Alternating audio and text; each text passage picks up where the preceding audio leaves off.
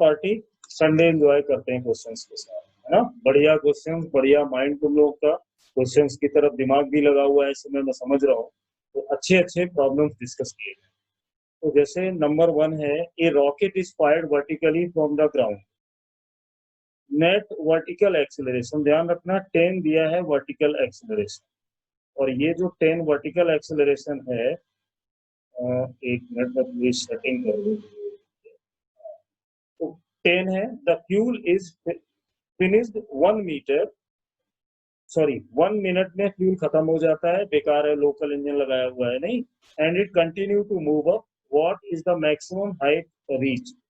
अब देखो इसको अगर हम सॉल्व करते, तो पहले मैंने हमेशा बोला है बेसिक्स पे ध्यान दिया करो और कुछ नहीं करना है।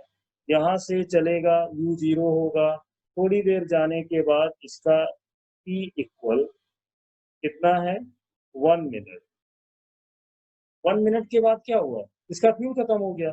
तो अब हम ये देख लें कि जब तक फ्यूल खत्म नहीं हुआ तो हाइट कितनी चला गया होगा। इनिशियल वेलोसिटी 0 था, हाफ 80, एक्सेलरेशन का वैल्यू 10 दिया है, टाइम मिनट में दिया है, तो सेकंड में लिखने के लिए स्क्वायर करना पड़ेगा।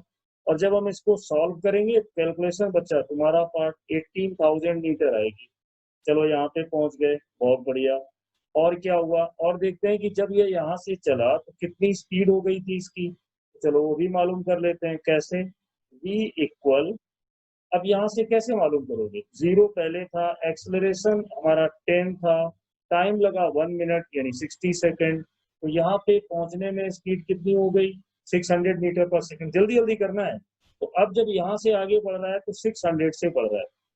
अब ये बाद में जब इंजन खत्म है, पेट्रोल ही नहीं है, तो बंद तो होना है, नीचे तो टपकना ही है। तो मान लो यहाँ पे जाके इसकी स्पीड 0 होगी, तो इनिशियल स्पीड तुम्हें पता है, तो बीच का हाइट और निकाल दो।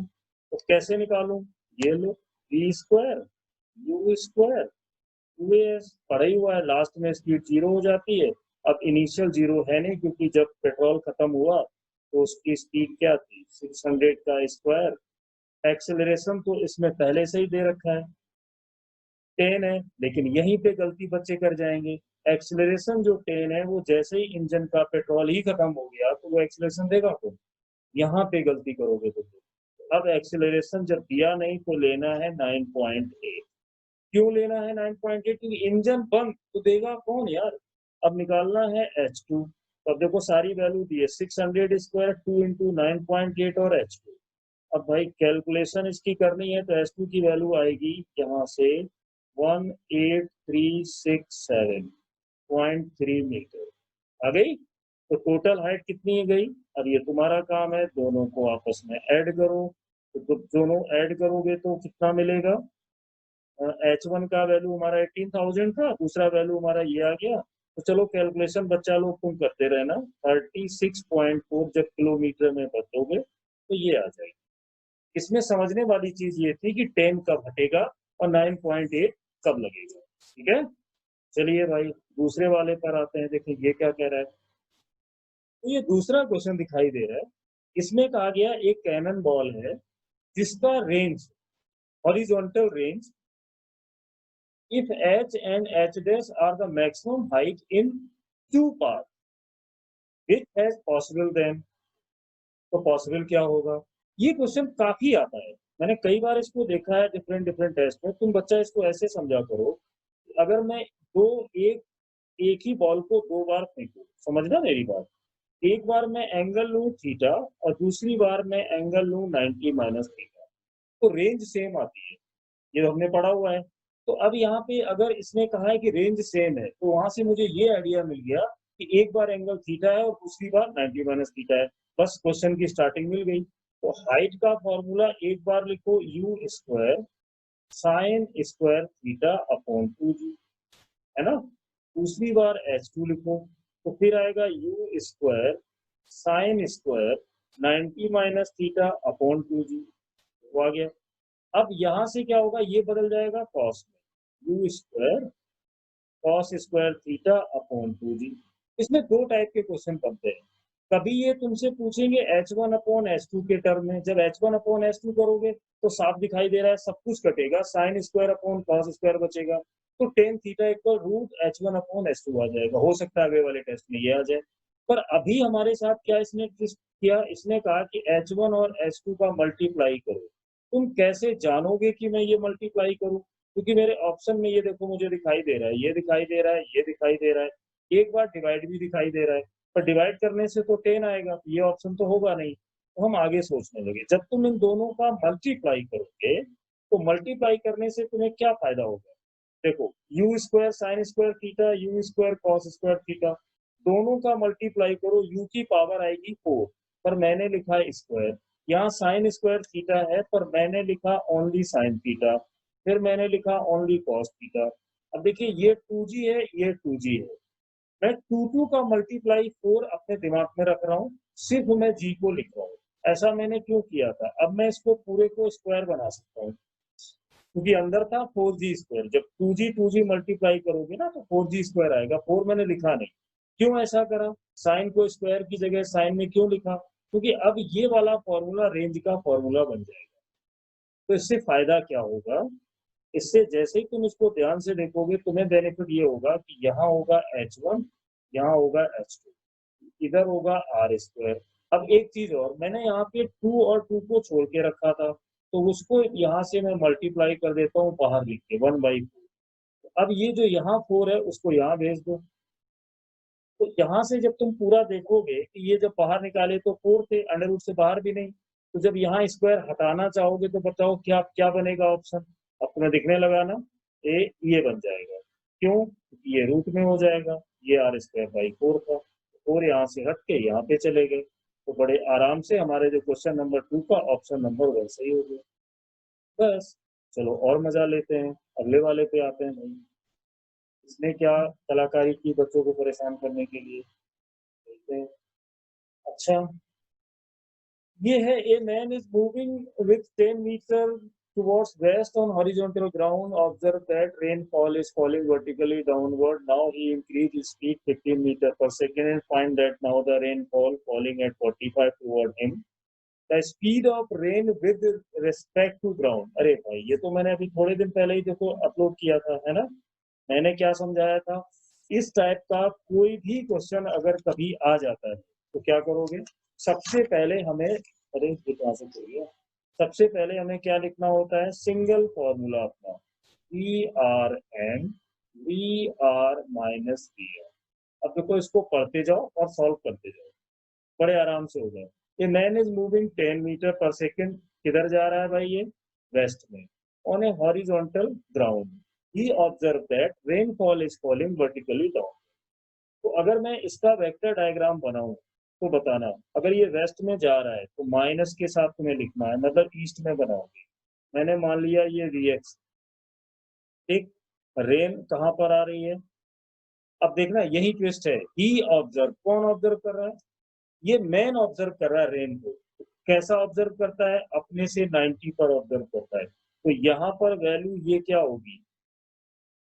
ये VRM होगी, VR नहीं होगी। मतलब ये रेन का वेलोसिटी नहीं है, ये वेलोसिटी तो रेन का है, बट फ्रेम कौन है? मैन। तो इसका मतलब है ये जा किधर रहा था? ऐसे जा रहा था वेस्ट में, कितनी स्पीड से? 10 मीटर पर सेकेंड से। इस वेक्टर की वजह से मैंने ऐसे बनाया। तो अब अगर मैं यहाँ पे पूछूं, ये 90 पर, इन दोनों का रिजल्टेंट अगर देखो, ये 90 पे कब आएगा? जब ये दोनों कंपोनेंट आपस में इक्वल हो। तो चलो, मैंने लिख दिया कि Vx का वैल्यू 10 मीटर पर सेकेंड होगा। यहाँ तक हो गया।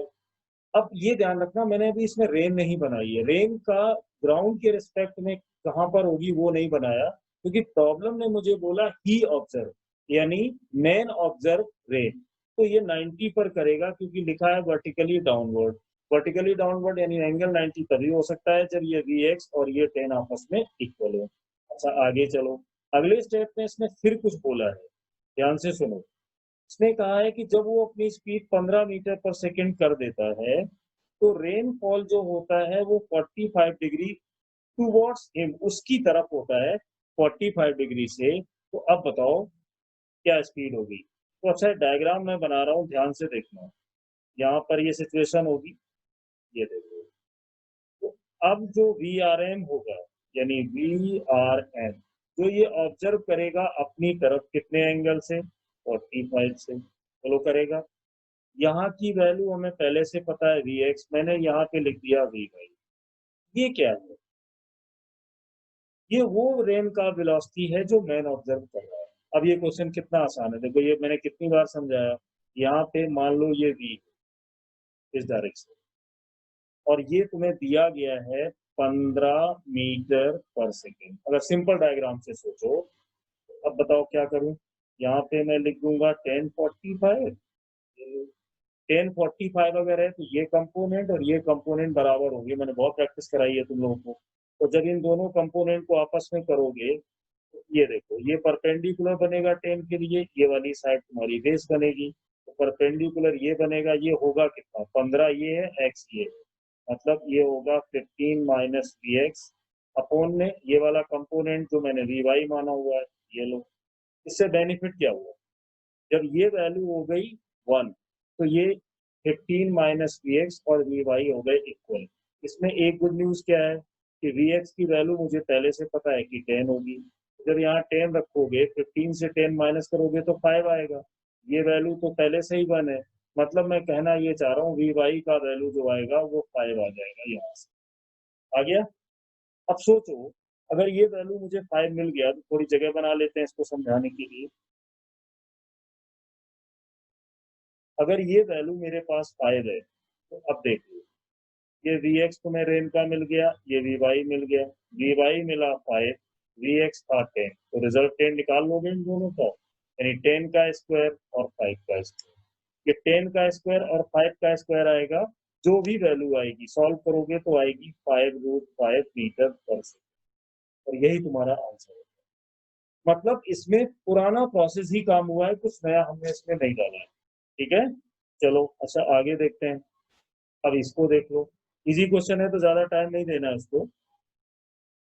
ए पार्टिकल अलोंग, ये अच्छा है, थोड़ा ट्रिकी है पर मजेदार है। एक पार्टिकल है जो इस कर्व में y equal x square by 2 दिया है, x का वैल्यू दिया है, कहा गया है कि x and y are measured in metre, time दिया है 2 सेकेंड, तो वेलोसिटी तुम्हें बतानी है पार्टिकल की। तो यार ये तो बिल्कुल आसान है, देखो y इक्वल दिया एक्स स्क्वायर बाई 2, अच्छा, और x का वैल्यू दिया टी स्क्वायर बाई। सोचो, वेलोसिटी बतानी है 2 सेकेंड में, यानी एक्सप्रेशन टाइम में होना चाहिए। तो अगर मैं इसकी वेलोसिटी vx निकालूं तो 2 से 2 कैंसिल, ये 2t होगा, और t का वैल्यू मुझे कितना दिया है 2 सेकेंड, तो ये वेलोसिटी तो भाई बड़े आराम से यहाँ से निकल आएगी। कितनी होगी, 4 हो गई। क्यों 4 हो गई, टाइम का वैल्यू 2 दिया था, डिफरेंशिएट कर दिया। जब तुम यही एक्टिविटी यहाँ पर करने आए तो तुम्हें क्या दिक्कत आई, क्योंकि टी यहाँ था नहीं।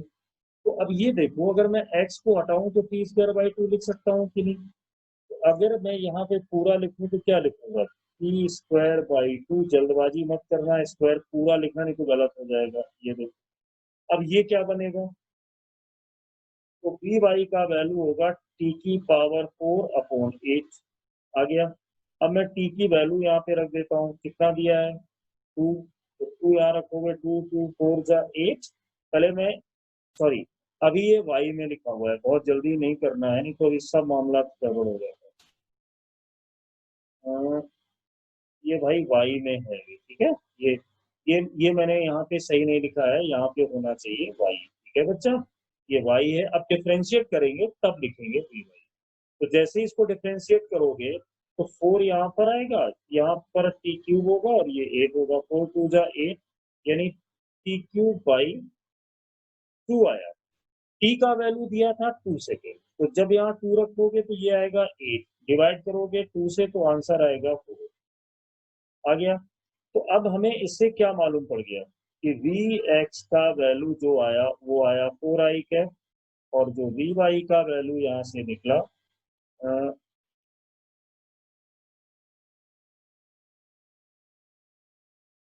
क्या गड़बड़ हो गई आंसर। अरे भाई देखो, ये जल्दी जल्दी में यहाँ पे गड़बड़ हुआ।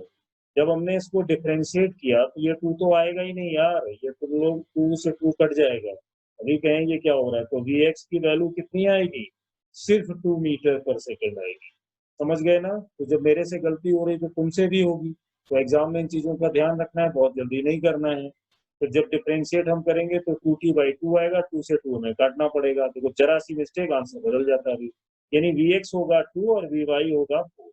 तो अब इनका जब हम रिजल्ट वेलोसिटी वेक्टर बनाएंगे तो x डायरेक्शन में कितना लिखना है 2i कैप, y में कितना लिखना है 4j कैप, ये हमारा आंसर हो जाएगा। तो अब इस टाइप से अगर हम इसमें ऑप्शन यहाँ पे मिलाएं, 4 का कौन सा मिलेगा, 2 वाला मिलेगा। ठीक, और देखो अगर उसी मिस्टेक पर हम लोग जाते, खैर वैसा ऑप्शन भी नहीं दिया है तो पकड़ में आ जाता। अब ये वाला क्वेश्चन तो मैं करने नहीं जा रहा हूँ क्योंकि इसकी प्रैक्टिस बहुत की है। इसमें सब कुछ दे दिया है, इसका वैल्यू भी दे दिया है, इसका वैल्यू भी दे दिया है, रिवर का भी है, इसका भी है, और यहाँ पे 60 है। तो ये बीच में जैसे एंगल से निकालो, दोनों सेम आ रहे हैं तो आंसर इसका 30। चाहो तो लिख सकते हो 90 + θ / 2 = 60। ये तो आसान क्वेश्चन था, इसमें टाइम में दूंगा नहीं। आगे चलो, ये बहुत अच्छा है, इसकी जितनी तारीफ की जाए उतनी कम, इसमें टाइम दूंगा भाई। देखो ये प्रॉब्लम क्या कह रही है और इसको इंपॉर्टेंट मार्क कर दो। क्या है ये, इसमें कहा गया है कि दो ग्राफ, नहीं ये वो वाला नहीं, मुझे लगा वो ज्यादा टफ वाला आ गया भाई, ये तो ठीक है। इसमें कहा गया है कि consider the shown velocity versus time graph है, स्ट्रेट लाइन है, the average velocity of first one v1 दिया है, average velocity in second 1 second में v2 दिया है, तो what is the average velocity in the last 1 second. सबसे पहले हमें ये पता हो कि अगर टाइम सेम होता था तो एवरेज वेलोसिटी हम ऐसे निकालते थे, v1 v2/2 अर्थमेटिक मीन लेते, ये हम लोगों के दिमाग में होना चाहिए, है ना, ये पता है। तो इसी चीज का अब मैं देखो यूज करने वाला हूँ। कैसे करोगे ये तुम देख लो इसमें, और इसमें जितना मजा आएगा उतना ही कम है। मुझे पता है बच्चे बार बार मैसेज करके बोल रहे हैं सर पेपर ऐसा पेपर वैसा, डरने की कोई बात नहीं है, इसे किया है तो ये सब होगा, है ना, तो डरना नहीं है, सिर्फ कॉन्फिडेंस रखना है। हाँ जैसे देखो इस क्वेश्चन पर आगे तुम्हें लग रहा है ये टफ है, ये बिल्कुल टफ नहीं है।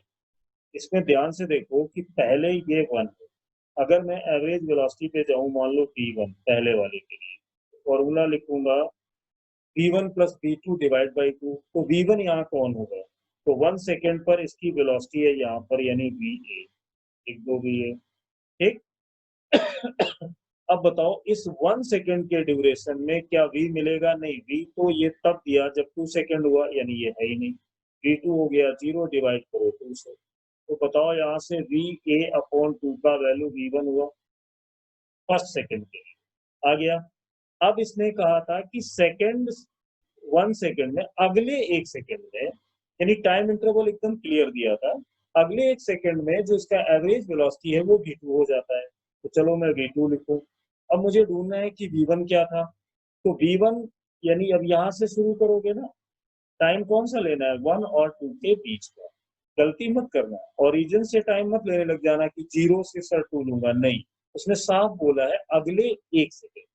अगले 1 सेकंड में शुरुआत तुमने कहां से करी, चले कहां से, तो वो स्पीड तुम्हारी कौन सी थी, ये 1 सेकंड पर थी va, तो यहाँ पर जो लिखोगे वो क्या लिखोगे, वो va लिखोगे। फिर प्लस में कौन आएगा, उस 1 सेकंड जब पूरा होता है तो 2 पर पहुंचोगे, 2 पर वेलोसिटी है v2, यानी हमने उसको vv से लिखा हुआ है, फॉर्मूला वही है v1 + v2 / 2, यहाँ तक लिख दिया।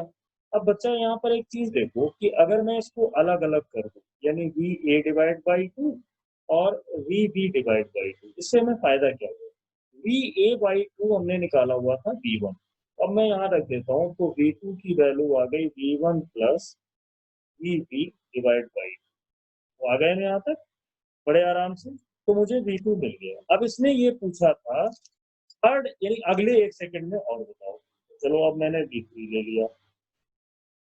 ध्यान रहे टाइम अब 3 सेकंड मत ले लेना, अगले 1 सेकंड में, यानी चलोगे 2 सेकंड से पहुंचोगे 3 सेकंड तक, तो तुम्हें यहाँ पे लेना होगा vb। तो ये vb क्या होगा, v1 की जगह फॉर्मूला होता है, मैं फिर बता रहा हूँ, v1 + v2 / 2। अगले 1 सेकंड में v1 कौन बनेगा, vb बनेगा, क्योंकि अब तुम यहाँ से चले। जब तुम थर्ड पर जाते हो तो तुम्हारा ग्राफ ये बता रहा है कि ये वेलोसिटी वाला ग्राफ ना एक्स एक्सिस को टच कर रहा है, यानी टाइम को टच कर गया। तो यहाँ लास्ट में वेलोसिटी हो गई 0, फॉर्मूले में 2 आता है, हमने लिख दिया। अब इसका वैल्यू हमारे पास आया वीवी बाई, आ गया ना, और ये हम ले रहे हैं थर्ड। अब यहाँ से बताओ वीवी बाई 2 का वैल्यू क्या है तुम्हारे पास, यहाँ से देखिए ये लिखा है, अगर मैं यहाँ से वीवी बाई 2 की वैल्यू निकालता तो मुझे V2 माइनस V1 मिलता कि नहीं? बड़े आराम से चलते हो। अब तुमने क्या करा, तुम्हें चाहिए थर्ड सेकंड का, थर्ड यानी 2 और 3 के बीच का, तो वीवी बाई 2 का वैल्यू कितना निकाला हुआ है, V2 माइनस, तो V3 का वैल्यू कितना आया, V2 माइनस V1। तो ऑप्शन ढूंढते हैं कौन सा होगा, ये होगा V2 माइनस V1। हो गया सॉल्व। तो ऊपर से नीचे तक अगर मैं सारे क्वेश्चंस की बात करूं तो ये जितने भी प्रॉब्लम दिए थे सिर्फ और सिर्फ तुम्हें क्या समझा रहे हैं, ये क्वेश्चन तुम्हें ये समझा रहे हैं कि बेसिक्स पर ही आया है, अपने फंडे क्लियर करो और ज्यादा टेंशन नहीं लेना है। अब देखो इसमें जैसे हम लोग पहुंच गए क्वेश्चन नंबर 7 के पास। अब देखो ये 7 क्या कह रहा है, ये कह रहा है कि in the track shown in figure A B, एक ए बी ये ट्रैक हमें दिया हुआ है और इसका रेडियस ये दिया है 1 मीटर, मतलब ये भी 1 मीटर है और ये भी 1 मीटर है। पढ़ते जाओ। A block is release at point A, यहां से रिलीज किया जा रहा है, slide without friction until it reach B, जब तक ये बी पर नहीं आ जाता इसमें कोई भी फ्रिक्शन नहीं है। अच्छा, उसके बाद बोला है comes to rest at a distance 3 metre from B, और फिर बी से आगे जाता है 3 मीटर और वहां पे ये रेस्ट में आ जाता है। तो what is the coefficient of friction between the four any body. अगर मुझे इसको करना है तो बेसिक्स क्या कहते हैं कि अगर नॉन कंजर्वेटिव फोर्सेस नहीं है तो law of conservation of mechanical energy हम लगा सकते हैं। और law of conservation of mechanical energy क्या है, उसका बेसिक, बिल्कुल बेसिक से ही देखो, क्वेश्चन सॉल्व करना अपना टारगेट नहीं है, आगे ये गलती ना हो वो टारगेट है। तो अच्छा यहाँ से देखो, ये पढ़ा था K1 P1 K2 P2, ये होता है लॉ ऑफ कंजर्वेशन। इनिशियली अगर मैं ब्लॉक की बात करूं तो क्या ये रेस्ट में है, देखो अगर यहाँ से हमें ये जानना है कि पहले ये रेस्ट में था नहीं, देखो उसमें यहाँ पे लिखा है कि in the track section A B quadrant circle 1 metre a block is release वो मिल गया ना रिलीज। अब अगर ये रिलीज है मतलब ये वैल्यू 0 हो गई। अब K2 यहाँ पर आने के बाद मुझे ढूंढना है तो सबसे पहले हम यहाँ लिखेंगे 0। पोटेंशियल एनर्जी का नाम आते ही हमें जरूरत पड़ेगी फ्रेम ऑफ रेफरेंस की, कहाँ से लेना चाहते हो, ये गलती नहीं करनी है। तो मैंने यहाँ ग्राउंड को ना एक ग्रीन लाइन दिख रही है, इसको मान लिया रेफरेंस पॉइंट, सारी हाइट में यहाँ से निकल MGH, तो यहाँ लिखूंगा MG। अब H जो रेडियस है वही होगा यानी 1। K2 का मतलब होगा यहाँ पे मैं जानना चाह रहा हूँ कि स्पीड क्या होगी, क्योंकि रेस्ट में तो B पे आया नहीं। P2 कितना होगा, 0 होगा, क्योंकि यही तुम्हारा रेफरेंस पॉइंट है, यहाँ पर हाइट का वैल्यू 0 हो गया। तो इससे फायदा ये हुआ कि मास से मास हमने काट दिया और मुझे जो बी स्क्वायर का वैल्यू यहाँ से मिला वो मिला सिर्फ 2G, क्योंकि एच था 1। एक पोर्शन हमारा डन। अब आगे इसने कहा कि जब ये और आगे बढ़ता है पॉइंट बी से ऐसे जा रहा है, तो ये जा रहा है आगे लेकिन चल रहा है तो यहाँ पे पीछे फ्रिक्शन लगेगा जो कि काइनेटिक होगा, है ना। और ये काइनेटिक फ्रिक्शन अगर मैं फोर्स के टर्म में बात करूं तो वो होगा म्यू के एम जी, है ना। और एक्सीलरेशन होता है एम ए, और तुम यहाँ लिखोगे म्यू के एम जी, मास से मास काट दोगे तो एक्सीलरेशन फ्रिक्शन वाले केस में कितना होगा, म्यू के जी। के को मत छोड़ देना, कभी कभी ऑप्शन में क्या होगा ना म्यू के म्यू एस दोनों दे देंगे तो परेशान हो जाओगे। तो तुम्हें एक्सीलरेशन मिल गया। अब ये क्वेश्चन हो गया काइनेमेटिक्स का कि यहाँ इनिशियल स्पीड इसके पास है और वो कितनी है, इतनी, क्योंकि इतनी एनर्जी लेकर आया, आगे जाके ये रुक जाता है। तो काइनेमेटिक्स क्या कहती है कि V square equal to square plus 2as। Equation of motion में लगा सकता हूँ क्योंकि एक्सेलरेशन कांस्टेंट है। क्यों कांस्टेंट है, फ्रिक्शन कोएफिशिएंट वेरिएबल नहीं है। तो अब ये लास्ट में जाके रुक जाता है मतलब 0 हो गया।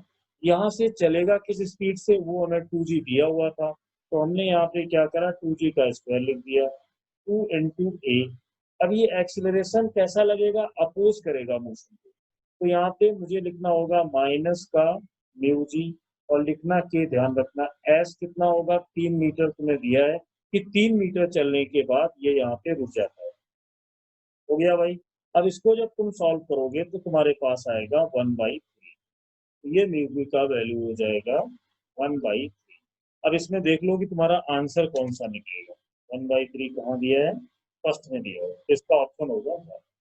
ठीक है, तो ये था हमारा क्वेश्चन नंबर 7। अब देखो इसका अगला वाला, इसने बच्चों को क्या कह के भाई परेशान किया था। अच्छा, तो मैंने अभी पेपर सामने ही डाला है, तुम्हारे साथ में सॉल्व करूंगा ये स्टूडेंट बन के, तो हो सकता है टाइम ज्यादा लगे। तो जो बच्चे पूरी तरह सीखना चाहते हैं वो आराम से देखें, जिन्होंने कर लिया है वो इसको स्किप कर सकते हैं, है ना। और मैं चलूंगा उन बच्चों के लिए जिनसे गलतियां ज्यादा हुई। अब इस क्वेश्चन को पहले देखते हैं ये कह क्या रहा है। इसने कहा है कि 2 kg, मैं मान लो पेपर दे रहा हूँ as a student, 2 kg object sliding along a rough. अच्छा, अरे भाई यहाँ म्यू के भी दिया है, म्यू एस भी दिया है, थोड़ा ध्यान रखना, स्टैटिक भी है, काइनेमेटिक्स भी है, मैं स्टूडेंट हूँ, ठीक है। इनिशियल वेलोसिटी 10 मीटर पर second in a box, I cap दिया मतलब एक्स में होगा। Car which is has initial velocity, car का पहले जीरो है, वेलोसिटी जीरो है लेकिन एक्सीलरेशन है 5 मीटर पर सेकेंड स्क्वायर, इसका मतलब हर सेकेंड ये इसकी रफ्तार में 5 मीटर पर सेकेंड ऐड करेगा। 1 सेकेंड में 5 बढ़ेगी, 2 में 10 बढ़ेगी, 3 में 15, ये मैंने सोच लिया।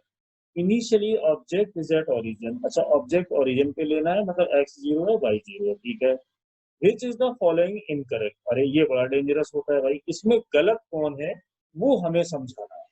अच्छा भाई, तो जरा इसकी सिचुएशन देखने की कोशिश करते हैं। ये ऐसा क्वेश्चन मैंने अपलोड भी किया था बच्चा तुम्हें, कि अगर ये ट्रॉली है ना, इस ट्रॉली का इनिशियल वेलोसिटी है 0 प्रॉब्लम के अकॉर्डिंग, और एक्सेलरेशन दिया है 5 मीटर पर सेकेंड, ठीक। चलो, अब यहाँ पर रखा है ये एक ब्लॉक, कितने का है, 2 kg का। चलो हमने रख दिया भाई 2 kg का ब्लॉक। आगे और मैं क्या सोच सकता हूँ, मुझे ये हमेशा ध्यान रखना होगा कि म्यू के का वैल्यू है 0.3 और म्यू एस का वैल्यू है 0.6। एक और ध्यान रखना, जब भी वैल्यू लिखते हो ना थोड़ी नजर डाला करो कि के हमेशा कम होता है, एस हमेशा ज्यादा होता है। अगर इस पे थ्योरी का क्वेश्चन बन जाए तो तुम्हें ध्यान रहेगा। अच्छा, ये तो हो गई कहानी। अब मैं ये देख रहा हूँ जनरली अगर मैं कोरोना को उसी ट्रॉली पर बिठा दूं ना, तो 2 kg ब्लॉक का एक्सीलरेशन 0 हो जाता, पर होगा नहीं। ऐसा क्यों मैंने बोला, क्योंकि इन दोनों के पास एक्सीलरेशन है क्वेश्चन के अकॉर्डिंग, ये आपस में खिसक रहे हैं। तो जब खिसक रहे हैं तो ऐसी सिचुएशन में हमें ये जानना होगा कि इनका आपस में रिलेटिव एक्सीलरेशन है क्या कोई। तो इसके लिए हम थोड़ा सा इधर गए, हमने यहाँ देखा कि acceleration of block with respect to car, यानी जो कार है, ट्रॉली है, जो भी है, तो वहां पे तुम्हें लिखना पड़ेगा एक्सीलरेशन ऑफ पी और एक्सीलरेशन ऑफ कार। अच्छा, अब चलते हैं, यहाँ पे जगह खत्म हो गई, थोड़ा नीचे कलाकारी करते हैं। तो मैं निकाल रहा था बी सी, अब ये बी का वैल्यू कितना है जो ब्लॉक पे लगेगा। देखो ब्लॉक पे लगेगा क्योंकि ब्लॉक चल रहा है, तो स्टैटिक तो नहीं लगेगा, काइनेटिक लगेगा। और एक्सीलरेशन निकालना मैंने अभी बताया था, म्यू जी लिखते हैं, तो मैं लिख रहा हूँ म्यू के जी, और वो माइनस का होगा। फॉर्मूला ये कहता है एबीसी का मतलब acceleration of B minus acceleration of C. अब लिखोगे यहाँ सी, और वो कितना है, माइनस के साथ आएगा। वो एक्सीलरेशन देखो यहाँ पे 5 में दिखाई गई है, हमने यहाँ लिख दिया 5। अब चलो इसको सॉल्व करते हैं। माइनस कॉमन ले लिया, काइनेटिक फ्रिक्शन लेना है बच्चा, ध्यान रखना, तो यहाँ 0.3 लिखोगे। जी का वैल्यू 10 होता है, माइनस कॉमन लिया है तो 5 भी प्लस हो गए। जब ऐड करोगे तो ये आएगा 8, लेकिन माइनस साइन को भूलना मत। 8 मीटर पर सेकेंड एक्सलरेशन आ गया। किसका आया ये जो ब्लॉक यानी जो टुकड़ा रखा हुआ है उसका एक्सलरेशन है, बट निगेटिव एक्सलरेशन। मतलब इसको अगर और अच्छे से देखो तो ये तुम्हारा मास रखा हुआ था, इस पर दो चीजें होंगी बेटा, एक तो सीडो फोर्स लगेगा। सीडो का रूल है, क्योंकि जो ट्राली है ना उसका एक्सेलरेशन तुम्हें दिया है, ना तो इसका इनिशियल वेलोसिटी जीरो है और ना ही इनिशियल तो जीरो है सॉरी, पर एक्सेलरेशन जीरो नहीं है, तो ये नॉन इनर्शियल फ्रेम है। नॉन इनर्शियल है तो सीडो लगेगा। सीडो का तरीका है मास बॉडी का लो और एक्सीलरेशन लो ट्रॉली का, डायरेक्शन लो नॉन इनर्शियल के अपोजिट, तो यहाँ सीडो लगेगा। सीडो लगेगा लेकिन माइनस का यही लगाएगा, और तुम्हारा एफ के भी इस पे लग रहा है जो तुमने निकाल लिया है। ठीक है, अब चलते हैं इसमें थोड़ा आगे। देखो क्वेश्चन में पूछा है कि रुकेगा कब, वापस तो नहीं आएगा, बहुत सारी चीजें पूछी गई, तो हम एक एक करके चलते हैं। अगर मैं लिखूं v equal you plus A T, क्योंकि एक्सेलरेशन कांस्टेंट है, तो मैं इस इक्वेशन का यूज कर सकता हूँ। ठीक है, तो अब बताओ इनिशियल वेलोसिटी कितनी दी गई थी हमारे गटके की, 10। एक्सेलरेशन तुमने निकाला -8, है ना। अब मैं यहाँ पे टाइम चेक कर रहा हूँ, जो ऑप्शन में दिया है 1 सेकेंड की, तो यहाँ 1 रख देते हैं। तो जब 1 रखा है तो मेरे पास आया 2 मीटर पर सेकेंड। तो वेलोसिटी होगी 2 मीटर पर सेकेंड और होगी आई कैप, क्योंकि एक्स एक्सिस के अलोंग है। चलो ये भी हो गया। तो मुझे ये पता चल गया कि वेलोसिटी इसकी जो आएगी 1 सेकेंड में वो 2 मीटर पर सेकेंड होगी एक्स एक्सिस के अलोंग। जरा और डिस्कस करते हैं, क्या ये कभी रुकेगा। मैं ये चेक करना चाह रहा हूँ क्या कोई टर्निंग पॉइंट मिलेगा काइनेमेटिक्स की तरह। सिंपल रूल है कि मैं इस बी को 0 रख दूंगा, मैंने 0 रख दिया। अब जब इसको 0 रखा, इनिशियल 10 था, -8 इंटू टी, तो ये आएगा 10/8 इक्वल टी। यानी ये इंडिकेट ये कर रहा है कि जब तुम 8 से डिवाइड करोगे 8 बन जा 8, यानी 1.25 सेकेंड पर ये रुक जाएगा। बहुत बढ़िया क्वेश्चन है, अच्छे से सुनना। यानी ये 1 सेकेंड बाद इसके पास स्पीड होगी 2, लेकिन 1.2 यानी और 0.25 सेकेंड के बाद ये रुक गया। अब देखो रुकने के बाद इसमें क्या होगा, जब ये रुक जाएगा तो क्या होगा, रुकने के बाद इसमें फ्रिक्शन लगेगा स्टैटिक। अब काइनेटिक तो लगेगा नहीं, क्योंकि अब ये रुक गया है। काइनेटिक तो तभी लगता जब ये चलता। तो जब ये अब ये रुक गया, स्टैटिक लगा, स्टैटिक फ्रिक्शन मैक्सिमम कितना लग सकता है। म्यू की वैल्यू ऊपर देखो 0.6 दी गई है स्टैटिक। mg कितना होगा 20, क्योंकि 2 था, और फ्रिक्शन में प्रैक्टिस की है। तो मैक्सिमम फ्रिक्शन जो इस पे लगेगा वो लगेगा 12 न्यूटन का मैक्सिमम। अब मुझे ये जानना है कि लगेगा कितना यार। तो जितना सीडो फोर्स इसको पीछे ले जाने की कोशिश करेगा, फ्रिक्शन स्मार्ट फोर्स है उतना ही देगा। तो इसको जानने के लिए मुझे ये जानना बहुत जरूरी है कि इस पर सीडो कितना लगा। तो मैं यहाँ जगह बना देता हूँ, तुम लोग तो अगर देखोगे तो ये पहले दिख ही जाएगा। अच्छा, तो देखो अब मैं यहाँ पे अभी थोड़ी देर पहले बता रहा था, सीडो निकालना, इसका मास था 2 और एक्सेलरेशन का वैल्यू उसके पास था 5। किसका है 5, ट्रॉली का। तो 10 न्यूटन का लेफ्ट साइड में सीडो लग रहा है, और अब 10 इधर लगेगा तो मैक्सिमम फ्रिक्शन आएगा इधर, है कितना हमारे पास 12 न्यूटन। चाहिए कितना 10 न्यूटन। ये लो, तो अब मुझे ये बताना है कि जो मैक्सिमम फोर्स इस पे लगेगा सीडो का वो लगेगा 10 न्यूटन, लेकिन जो इसके पास रोकने की ताकत है वो है 12 न्यूटन। मतलब ये इसको चलने नहीं देगा, तो अब आगे स्लिपिंग नहीं हो सकती। तो इतना डिस्कशन हमने क्वेश्चन नंबर 8 में करा। अब हम चलेंगे इसके आंसर ढूंढने। 8 पहले ऑप्शन में लिखा है कि एक्सेलरेशन ऑब्जेक्ट का -8 होगा, सही है। Velocity of the object with respect to car 2 metre, अभी निकाला था 1 सेकेंड में, बिल्कुल सही है। थर्ड ऑप्शन बोलता है the object will stop with respect to car 1.25 second, बिल्कुल अभी निकाला, ये भी सही है। तो तीनों सही निकल आई। The object will reverse, no, क्योंकि ये आगे स्लिप नहीं करेगा, तो ये गलत लिखा हुआ है, और जो गलत लिखा हुआ है वही तुम्हारा आंसर सही है। तो हमारा ऑप्शन नंबर 4 सही हो गया। हो गया 8। अच्छा क्वेश्चन। अब चलते हैं और आगे, धीमे धीमे बढ़ते जाएंगे,